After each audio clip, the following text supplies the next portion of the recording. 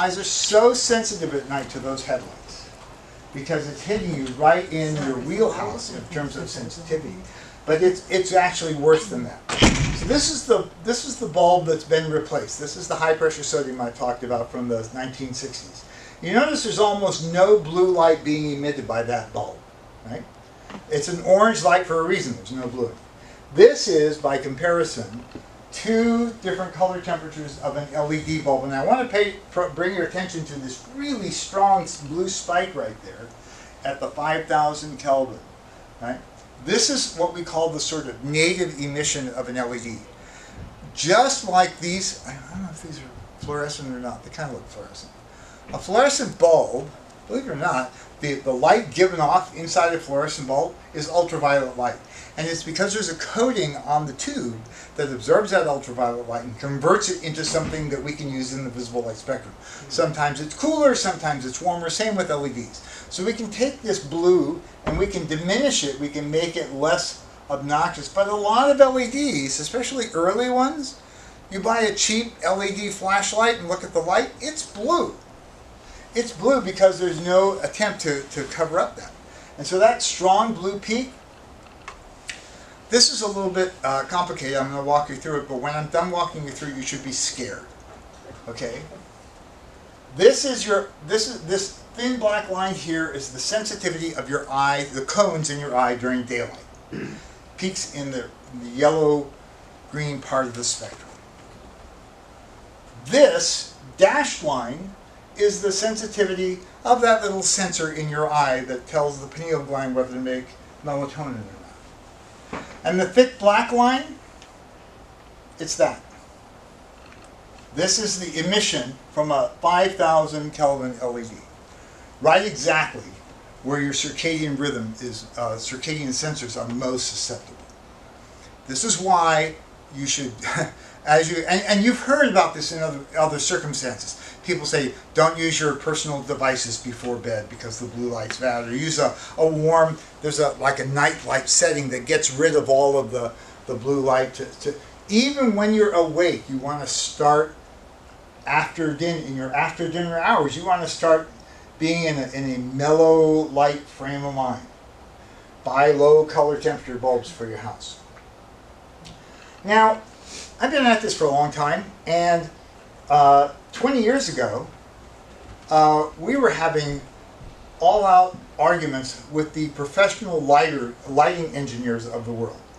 They were all about getting the maximum amount of light on the sidewalk so you can see where you're going. And blue light is great because the eye is very sensitive to that. And then about 5 years ago, after relentless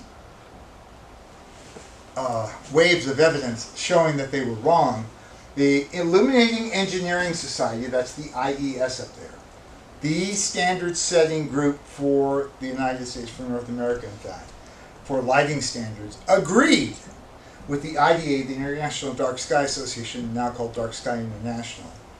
I was on the board of directors for Dark Sky for about a decade. Agreed that we were not lighting the night properly. And so they came up with these 5 principles for responsible outdoor lighting, and it makes complete sense. Light should have a clear purpose, directed only where needed, shouldn't be any brighter than necessary, turn it on only when you need it, and make sure that it's the warmest color temperature possible. This is not complicated. This is pretty straightforward. And this is a little graphic that kind of shows those 5 principles. And so a lot of the decisions that are now being made in terms of how to light our night are sort of, in general terms, relying on these 5 principles.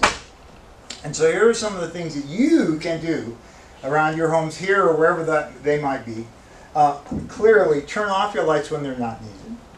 Make sure that they are shielded so that all of the light goes below horizontal. No one likes to have the light hitting them in the eye.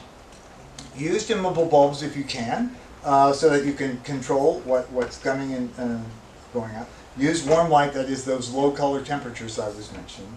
And then finally, don't use stronger lights than you need. You can see, you all know that you can see pretty well on a night when there's a full moon in the sky. You can walk around outside pretty darn well, all right? And the moonlight is 1/100th of a foot candle. And typically a parking lot light, commercial parking lot, is lit from anywhere to 20 to 50 times brighter than that. So that sort of gives you a sense of where things could be going. And then use motion sensors or timers if you can. So we were having a discussion about if there's a place that is a good model for an outdoor lighting ordinance, because I know that you've got one here in New Shoreham. In fact, well, from what I've seen, it was just approved in January. I have an update on that. It was not approved. It was considered, it's sent back to the planning board for update, and it's on the next planning board agenda to send back a new recommendation. Got it. Okay. So this is from the island of Nantucket, and Nantucket has had for a long time a very strong lighting ordinance that was made even stronger by the work of one woman named Gail Walker, who single-handedly mobilized the entire island. It helped that Nantucket has a professional astronomical observatory on it, but as I hope I've shown you, astronomy is one of many stakeholders in this arena. So this was one of her targets. This is a school, right? This is a school, and these are lights that were clearly obnoxious, And then she got them to just take those same lights, no change except to point them down. And this was the result. Wow. Would you like to see that again? Before and after. No change except pointing them down. Now, when we engage your planning board and try to get them to do the best possible job here, you know, people say, well, I need this really bright security light shining out so I can see what's going on at the end of my driveway or whatever it might be. But with that comes all of this glare. It makes it very difficult to see what's going on. Now the thing is, when I point these lights down, they don't get any dimmer. The light still comes out and it goes somewhere. And where it goes is it goes against the wall and creates this nice diffuse source of illumination for everything without creating glare. Okay, so let me get back to this. Remember this study, 7 to 10% increase, 50,000 citizen scientists, measurements. That's you. That's doing this job and that's part of why we're here today. I'm here to enlist you in the Army for Globe at Night. That's the website, globeatnight.org. It requires some very complicated equipment. Your phone, all right, or a chart. So 2,500 years ago, astronomers came up with a way to describe bright stars and dimmer stars called magnitude. And magnitudes run kind of like running a race. First magnitude stars are the brightest, fifth magnitude, sixth magnitude are the dimmest. This Globe at Night asks you to look up into a dark night sky, no moonlight, no clouds, no other lights around. Let your eye get adjusted to the darkness and determine what the faintest star is that you can see. And assign the magnitude for that. You can see the charts here go from 0 through 5. It actually goes to 6 and 7 on the original. But you compare an area of the sky that we point out to you, and you say, okay, I can see it. All right, I have fifth magnitude skies, or whatever it might be. If you're living in a city, it's probably second magnitude, maybe third magnitude. Out here, it's fifth or sixth. And then you go to the website, globeatnight.org, right? Or you download the Globe at Night app. You can do this from your phone. Your phone tells the central database where you are and what time it is. You don't even have to worry about that. You say, it's completely clear or partly cloudy or I'm near a street light or something like that. And I see fifth magnitude stars, enter. And when you do that, you become part of a global database. Now, a faster way to do that is with this doodad. This is called a sky quality meter. And I can make a measurement of the night sky in about 5 seconds with this. That's very quantitative. And I was here in June of last year. And I made a measurement from outside my hotel room. It was a nice dark night. So this is last year's data.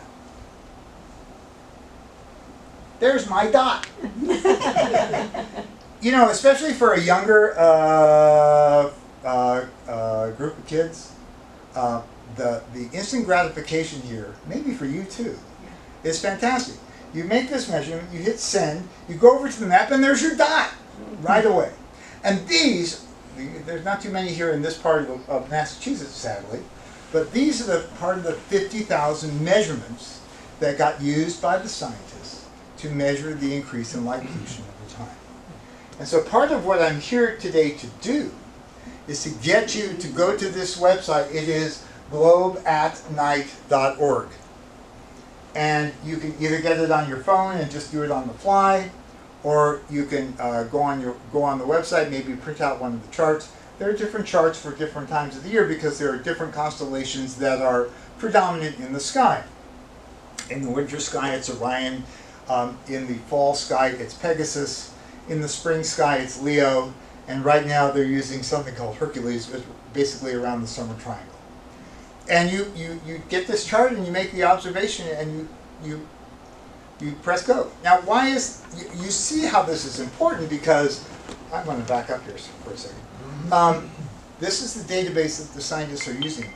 But in addition, this is the kind of data that could be used by people like Kim and others, maybe some of you here, in combination with your planning board, creating an outdoor lighting bylaw that has some teeth in it and will gradually reduce. You're going down at 0.3%, let's go down at 3% per year.